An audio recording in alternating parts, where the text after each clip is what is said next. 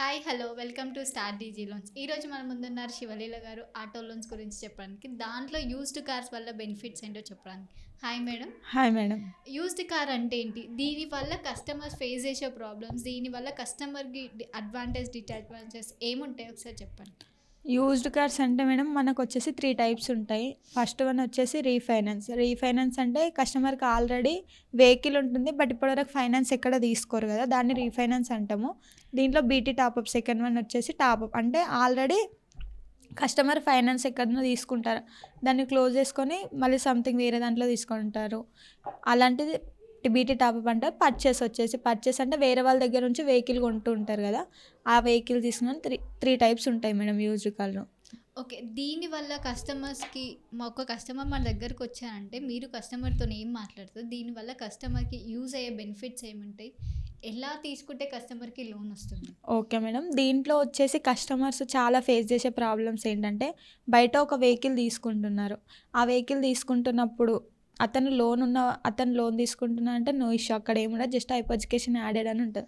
Something ఏంటంటే already top up ఉంటుంది కదా, ఆ టాపప్ ఉన్న కేసెస్ మళ్ళీ వేరే దాంట్లో ప్రీవియస్గా లోన్ తీసుకున్నప్పుడు ఇక్కడ ఏదైతే లోన్ రన్ అవుతుందో అది కంపల్సరీ క్లోజ్ చేసుకోవాలి.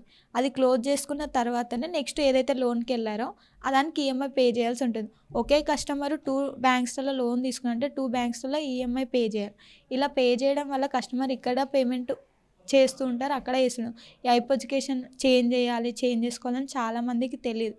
అలాంటి ఫేసెస్ బయట చదివితే, అదే మన దగ్గరకు వస్తే ఏంటంటే ఆ వెహికల్ ఆర్సీ, ఏ ఇయర్ మోడలు, ఎంత లోన్ రన్ అవుతుంది, ఇప్పుడు కస్టమర్ ఎంత లోన్ తీసుకున్న లోన్ అమౌంట్లో ఈ లోన్ క్లోజింగ్కి ఎంత వెళ్తుంది, రిమైనింగ్ కస్టమర్కి ఎంత వస్తుందని చెప్పేసి ఈచ్ అండ్ ఎవ్రీథింగ్ చెప్పడానికి ఉంటుంది. దీంట్లో వచ్చేసి మేజర్గా వచ్చేసి ఏంటంటే కొన్ని వేరే వాళ్ళ దగ్గర నుంచి వెహికల్స్ తీసుకుంటారు కదా, ఆ పర్చేస్ చేసే వెహికల్స్ కంపల్సరీ చాలా వెహికల్స్ లోన్ రన్ అవుతూనే ఉంటాయి ఆ కస్టమర్కి. అలా రన్ అయిన తర్వాత అది కస్టమర్ ఎవరైతే అమ్ముతున్నారో ఆ పర్సన్ క్లోజ్ చేయడు. ఇప్పుడు తీసుకుంటున్న పర్సన్ పేరు పైన ఏదైతే ఉందో ఆ ఆర్సీ తన పేరు పైన ఉండాలి. ఫైనాన్షియర్ ఏ బ్యాంక్లో తీసుకున్నారో ఆ బ్యాంక్లో నేమ్ ఉండాలి. అది కంపల్సరీ క్లోజ్ అవ్వాలి, ఎందుకంటే ఈ కస్టమర్ కాదు తీసుకుంది, ప్రీవియస్గా ఎవరైతే ఉన్నారో అతను తీసుకున్నారు.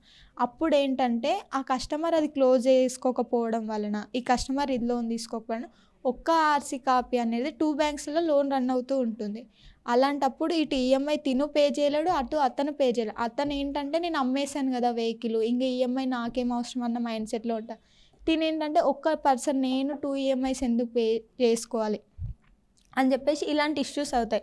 అదే ఒక కస్టమర్ మన దగ్గరకు వచ్చి విజిట్ అయ్యారనుకోండి, ఎవరైతే అమ్ముతున్న పర్సన్ ఉన్నారో ఆ పర్సన్ క్లోజింగ్ ఏదైతే ఉందో ఆ క్లోజింగ్ లెటర్ మనమే తీసుకొని, ఆ క్లోజింగ్ ఛార్జెస్ ఎంత ఉన్నాయో అంతే మనమే పే చేసి, ఇప్పుడు ఎవరైతే కొంటున్న కస్టమర్ ఉన్నారో ఆ కస్టమర్కి లోన్ ఎంత అప్రూవల్ వచ్చింది, ఆ అప్రూవల్ వచ్చిన దాంట్లో క్లోజింగ్ ఎంత ఉంది, రిమైనింగ్ కస్టమర్కి ఎంత వెళ్తుంది, బట్ ఆర్టీఐకి ఛార్జెస్ ఎంత అవుతాయి, ఆ ఆర్టీఐ అయిపోవడానికి ఎన్ని డేస్ టైం పడుతుంది, ఈచ్ అండ్ ఎవ్రీథింగ్ మనం తీసుకున్న వెహికల్ అతని పేరు పైకి ట్రాన్స్ఫర్ అయినంత వరకు ఎవ్రీథింగ్ మనం సపోర్టింగ్గా ఉంటాం స్టార్టింగ్ నుంచి ఎండ్ అయినంత వరకు.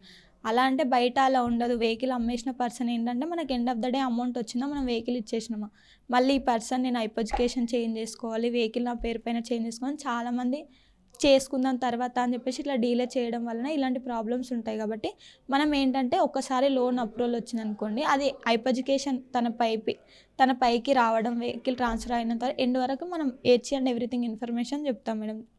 ఓకే, ఇప్పుడు ప్రాసెస్ ఎన్ని డేస్ పడుతుంది దీంట్లో ప్రాసెస్ వచ్చేసి మొత్తం టోటల్ ఎడ్యుకేషన్ చేంజ్ అయ్యి లోన్ అప్రూవల్ వచ్చి డిస్బర్స్మెంట్ టోటల్ 10 days 15 daysలో క్లోజ్ అయిపోతుంది మేడం. దీంట్లో డాక్యుమెంట్స్ ఏమేమి తీసుకుంటారు కస్టమర్ దగ్గర? ఒక కస్టమర్ వచ్చారు సాలరీడ్ అనుకోండి, తనకు సంబంధించిన డాక్యుమెంట్స్ ఏం తీసుకుంటారు? ఒక శాలరీ పర్సన్ వస్తే సేమ్ పిఎల్కి తీసుకున్నట్టే photo, PAN card, Aadhaar card, 3 months pay slip, 6 months statement, form 16 2 years, vehicle RC copy. Okay, మొత్తం ప్రాసెస్ ఎన్ని డేస్ టైం పడుతుంది? కస్టమర్స్కి ఫండ్స్ వచ్చే వరకు ఎన్ని డేస్ టైం పడుతుంది? మొత్తం లాగిన్ ప్రాసెస్ ఏమో 3 to 4 days పడుతుంది మేడం. కస్టమర్ ఫండ్స్ వెళ్ళడానికి 10 days పడుతుంది. ఓకే, దీంట్లో అన్ని ప్రొఫైల్స్ వేస్తారా? అన్ని ప్రొఫైల్స్ వేస్తాం మేడం. శాలరీస్కి వేస్తాం, సెల్ఫ్ ఎంప్లాయిడ్స్కి కూడా వేస్తాం. ఓకే, మినిమం ఏజ్ ఎంత వరకే చూస్తారు కస్టమర్? మినిమం ఏజ్ 60 years వరకు చూస్తాం మేడం. ఇప్పుడు ఏదైతే బీటీ ప్లస్ టాప్అప్ ఉందో, ఇప్పుడు ఒక బ్యాంక్ నుంచి ఇంకొక బ్యాంక్ ట్రాన్స్ఫర్ చేయడానికి మనం బీటీ అంటాం, టాప్అప్ అమౌంట్ తనకి అడిషనల్ అమౌంట్ కావాలి. Yes madam. ఆ బ్యాంక్ నుంచి బ్యాంక్ ట్రాన్స్ఫర్ చేయడం వల్ల కస్టమర్కి బెనిఫిట్ ఏంటి? కస్టమర్కి బెనిఫిట్ ఏంటంటే బీటీ టాప్అప్ అంటే చాలామంది ఎందుకు చేసుకుంటారంటే, కొంతమంది అక్కడ రేట్ ఆర్ఓఐ ఎక్కువ ఉన్నది, దీంట్లో తక్కువ వస్తుందని చేంజ్ చేసుకుంటారు first thing. Second thing amount use కోసం చేసుకుంటారు. ఇలాంటి ఉన్నప్పుడు కస్టమర్కి ఉన్న బెనిఫిట్ ఏంటంటే కస్టమర్ ఏ బ్యాంక్లో అయితే తీసుకున్నారో లోను దాంట్లో ఆర్ఓఐ ఎంత ఇచ్చారో, ఎన్ని ఇయర్స్ టెన్యూర్ ఇచ్చారో, కస్టమర్కి ఎంత ఈఎంఐ పే అవుతుంది, ఇప్పుడు బ్యాలెన్స్ ట్రాన్స్ఫర్ చేసుకోవడం వలన మనకి ఎంత వస్తుంది, మన దగ్గర వచ్చేసి ప్రీవియస్లో ఎంత ఉందో దానికన్నా ఆర్ఓఐ తక్కువ వస్తుంది. కస్టమర్ లోన్ అమౌంట్ ఎంత ఎక్స్పెక్ట్ చేస్తున్నారో అంత అమౌంట్ వస్తుంది. ఇన్కమ్ ఓకే ఉంటే మనం వెహికల్ కన్నా ఎక్కువ అమౌంట్ కూడా ఇవ్వగలుగుతాం. ఇలాంటి బెనిఫిట్స్ ఉంటాయి మేడం మన దగ్గర. ఓకే, ఇప్పుడు బీటీ ప్లస్ టాప్అప్కి సేమ్ రేట్ ఆఫ్ ఇంట్రెస్ట్ వస్తుందా? బీటీకి సపరేట్ లేదు madam, same rate of interest వస్తుంది. ఓకే, మాక్సిమం సిబిల్ ఎంత వరకే చూస్తారు? 700 అబౌవ్ చూస్తాం మేడం. ఒకవేళ మైనస్ సిబిల్ ఉన్నా, సిబిల్ తక్కువ ఉండి ప్రీవియస్ లోన్స్లో చెక్ బౌన్సెస్, డిపిడీస్ అంటే అలా ఏమైనా తీసుకుంటారా? ఇప్పుడు ఏంటంటే కొంతమంది లాస్ట్ ఏదైతే లోన్ రన్ అవుతుందో దాంట్లో ఈఎంఐ తర్వాత పే చేయడం, డేట్ అలాంటి చెక్ బౌన్సెస్ ఉంటే చేయలేము మేడం. కంపల్సరీ 700 అబౌవ్ సిబిల్ ఉండాలి. -1 సిబిల్ ఉన్నా చేస్తాము. ఒకవేళ 650, 670 సిబిల్స్ ఉంటే, ఇలాంటి సిబిల్స్ ఉంటే మనం యాక్సెప్ట్ చేయము. కొంతమంది ఏంటంటే పే చేయకపోవడం కానీ, డిపిడీస్ కానీ ఇలాంటివి ఉంటే యాక్సెప్ట్ చేయము మేడం. ఇప్పుడు సిబిల్ చెక్ చేస్తే, ఇప్పుడు ఎవరైతే కస్టమర్ మన దగ్గరకు వచ్చినా తన సిబిల్ చెక్ చేస్తారా? ఎవరైతే సెల్లర్ కార్స్ ఇస్తున్నారో వాళ్ళ సిబిల్ చెక్ చేస్తారు? ఎవరైతే మన దగ్గర కస్టమర్ లోన్ తీసుకుంటున్నారో అతను సిబిల్ చూసుకుంటాం.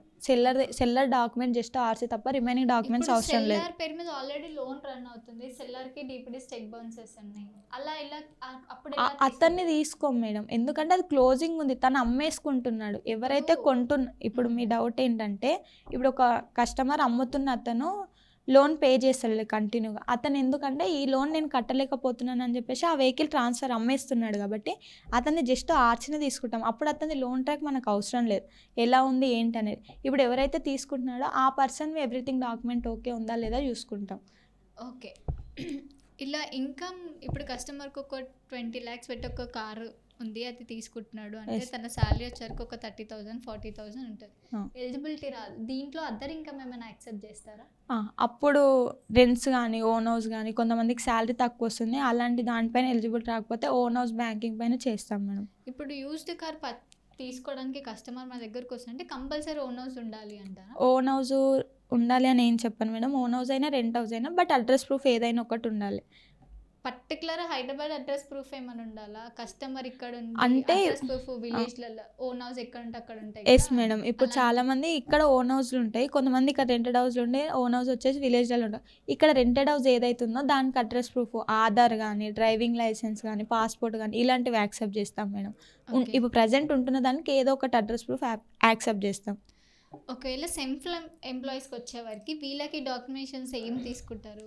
సేమ్ శాలరీకి సెల్ఫ్ ఎంప్లాయీకి same documents process everything same ఉంటే వీళ్ళకి డిఫరెన్స్ ఏమైనా? దీంట్లో వచ్చేసి సెల్ఫ్ ఎంప్లాయీస్కి మేడం సేమ్ ప్రాసెస్ మొత్తం సేమ్ ఉంటుంది, డాక్యుమెంటేషన్ జస్ట్ డిఫరెంట్ ఉంటుంది. దీంట్లో మనం ఏంటంటే పే స్లిప్లు, స్టేట్మెంట్ తీసుకుంటాం కదా. సెల్ఫ్ ఎంప్లాయీస్లో వచ్చేసి business proof, latest 2 years ITR తీసుకుంటాం మేడం. సేమ్ మళ్ళీ Aadhaar, pan, photo, 6 months statement, RC copy same ఉంటాయి.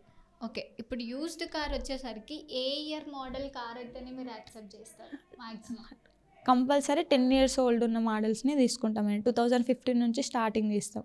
2015 నుంచి ఏ వెహికల్ ఉన్నా ఆ వెహికల్కి మీరు లోన్ చేస్తారు? Yes madam. With salary, self employee. Yes madam. ఇంకా యూజ్డ్ కార్ వల్ల బెనిఫిట్స్ ఇంకేమో యూఎస్కి కోసం చెప్పాలి అనుకుంటే, కస్టమర్కి ఒక సజెషన్ ఇవ్వాలి అంటే ఎలాంటి సజెషన్? ఒక్క సజెషన్ ఏంటంటే మేడం, మనం ఏ వెహికల్ తీసుకున్నా పర్లేదు, మనం తీసుకుంటున్న వెహికల్కి ఎవ్రీథింగ్ చెక్ చేసుకోం. కొన్ని వెహికల్స్ ఇయర్ మోడల్ తక్కువ ఉంటాయి, అంటే అవి సర్వీసింగ్ ఇప్పుడు 2015 year మోడల్ ఉంది, ఆల్రెడీ 10 years కంప్లీట్ అయిపోయింది సర్వీసింగ్, ఇంకా మనకు 3 years 2 years వస్తుంది. ఇలాంటివి ఎవ్రీథింగ్ చెక్ చేసుకొని అది లోన్లో ఉందా లేదా, అది మనం తీసుకుంటున్నాం ఎంతకి తీసుకుంటున్నాం, అంత అమౌంట్ పే చేయొచ్చా లేదా, ఎవ్రీథింగ్ మనం చెక్ చేసుకొని లోన్ అనేది తీసుకోవాలి. బయట తీసుకుంటున్నారు ఓకే, బట్ అది తీసుకున్న తర్వాత ప్రాబ్లమ్స్ ఫేస్ చేసి అమ్మిన పర్సన్ రెస్పాన్సిబిలిటీ తీసుకోడు, ఎందుకంటే అతనికి అమౌంట్ వచ్చిందా లేదా అదే చూసాం. ఇలాంటివి ప్రతిదీ చూసుకొని ఒక్కసారి మనం విజిట్ అయితే మనం ఎవ్రీథింగ్ ఎక్స్ప్లెయిన్ చేస్తాం.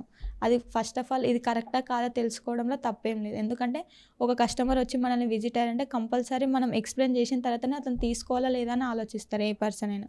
ఒక్కసారి విజిట్ అయ్యి ఒక వస్తువు కొంటున్నప్పుడు ఒక 10 members తెలుసుకోవడంలో తప్పేం లేదు. అలా ఒక వెహికల్ తీసుకుంటున్నప్పుడు ఒకసారి విజిట్ అయ్యి దీని గురించి ఇన్ఫర్మేషన్ మొత్తం తెలుసుకొని దీన్ని తీసుకోవడం వల్ల యూజెస్ ఉన్నాయా లేదా అని తెలుసుకొని తీసుకోవడం బెటర్ అని చెప్తున్నాను మేడం నేను. ఓకే. ఇప్పుడు కార్ తీసుకున్నాక శాంక్షన్ అమౌంట్ వచ్చాక కస్టమర్ పేరు మీదకి వెహికల్ రిజిస్ట్రేషన్ అవ్వడానికి ఎన్ని డేస్ టైం పడుతుంది? 7 డేస్ టైం పడుతుంది మేడం. ఓకే. లోన్ రావడానికి ఒక 4, 5 డేస్, అది కాకుండా అడిషనల్‌గా ఒక 7 ఎస్ డేస్ టైం మేడం. పడుతుందా? ఎందుకు 7 డేస్ టైం పడుతుందంటే, ఇప్పుడు మనం ఒక లోన్ క్లోజ్ చేసామనుకోండి, ఆ క్లోజింగ్ నుంచి ఎన్ఓసి అనేది కంపల్సరీ. ఆ ఎన్ఓసి రావడానికి టైం 7 డేస్ పడుతుంది మేడం. ఏ బ్యాంకులో అయినా సరే 7 డేస్ తర్వాతనే ఇస్తారు మనకి ఎన్ఓసి.